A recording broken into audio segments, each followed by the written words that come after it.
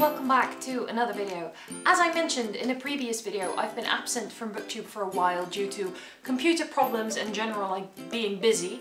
But I did read a lot of really good books over the summer, so I do want to talk about those. So this video is a wrap-up of the books that I read over the summer. I won't go into all of them in detail because that would take forever. So I will just briefly mention the title of each book and maybe my thoughts in like 1 or 2 sentences. I'm also planning a lot of reviews and book talks about a lot of these books, so don't worry, I will go into a lot of them in quite a bit more detail than I will today.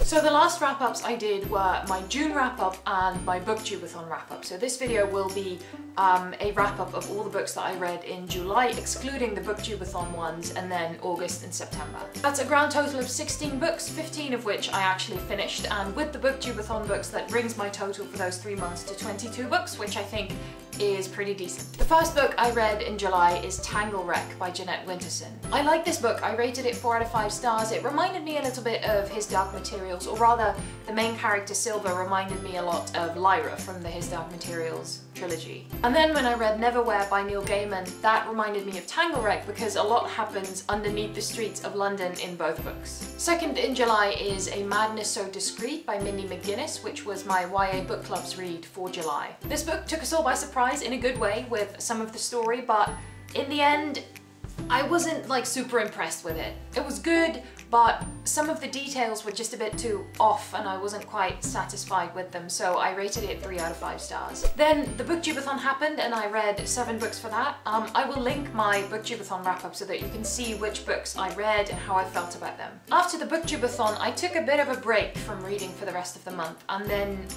at the end of July, beginning of August, Harry Potter and the Cursed Child came out, and that just made me really nostalgic for like the original Harry Potter series. I felt this need to kind of immerse myself in a series and just kind of lose myself in it. So I started the Amber Chronicles by Roger Zelazny. I own this series in 4 Dutch bind-ups. These are translations. I've had them for quite a while, but I really never got past the first book, which is the first 2-3 stories. I really like the story. I feel like I need to reread them at some point to make sure that I understood everything correctly, because it's not necessarily easy. It's very sort of like old school fantasy.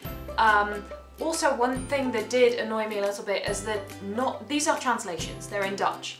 Not all of them have been translated by the same person, and so some of the words that occur in every book that are important words haven't been translated the same way, and that really annoyed me. I'm not usually someone who disapproves of translations. If you want to read in translation, go right ahead. I mean, yes, do your thing, but this did annoy me and did take away from my reading pleasure. I also read Everything Everything by Nicola Yoon for my YA book club again. I used to think that I don't like contemporary YA, but the more I read of it, the more I have to come back on that, because this one, again, I really enjoyed and I rated it 4 out of 5 stars. It has a lot of mature themes in it, and even though some bits are very sort of stereotypically YA, I still really enjoyed reading it, and they're also making a film adaptation and I'm very curious about that. Also, over the course of much of July and August, I was reading City of Mirrors by Cronin sort of as a background read, because it's quite a massive book and I didn't want to have to lug it around all the time, so I kept it in my locker at work. This is part 3 of the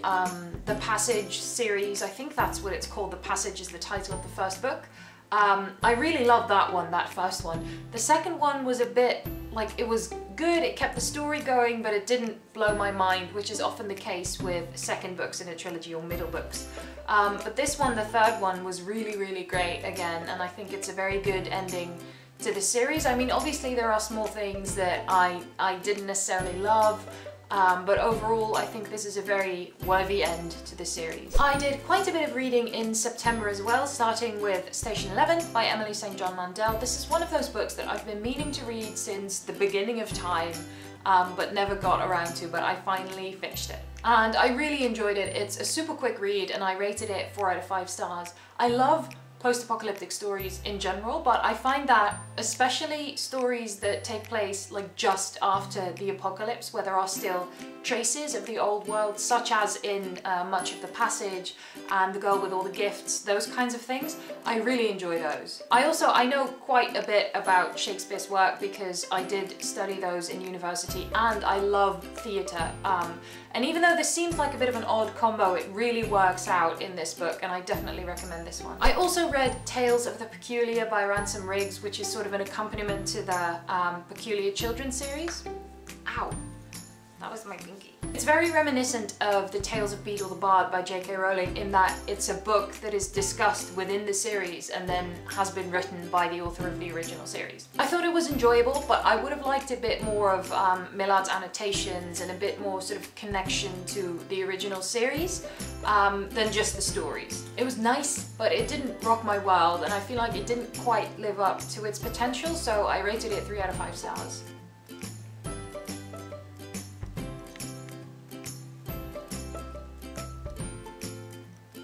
I then read HAG-SEED by Margaret Atwood. This is an ARC edition that I got through work. I'd never really read any Atwood before, so I didn't know what to expect, but I ended up really enjoying this and I rated it 4 out of 5 stars. As this is an ARC, I'm also planning to review it because what's the point of having an ARC if you don't then do a review?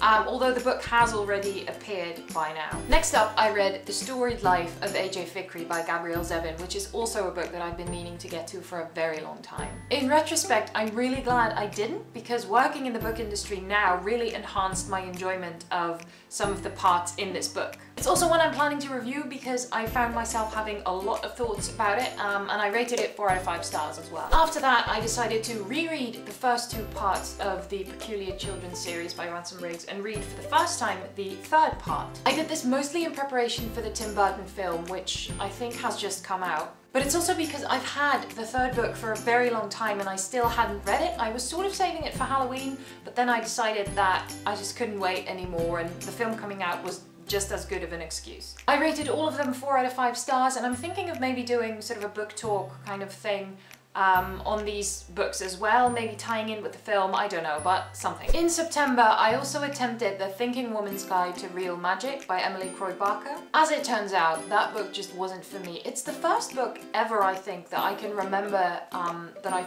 purposely DNF'd. That means did not finish, for those of you who are not huge booktube nerds. I'm actually quite proud of myself for that, as strange as it may sound. It feels very empowering in a strange way. The book is about a woman who accidentally enters some other realm or world where there are people who do magic and there are different... I don't even know how to start explaining this. It was a bit too Twilighty for me. There was a bit too much stuff going on and not enough actual content. I don't know if I'm making myself clear, but I'm glad I DNF'd it. There are some other books that I've been reading as well, but since I didn't finish those before the end of September, those will have to wait until my October wrap-up.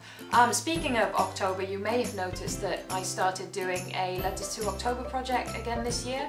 It's something that I did last year, and basically it's just daily videos of a minute long.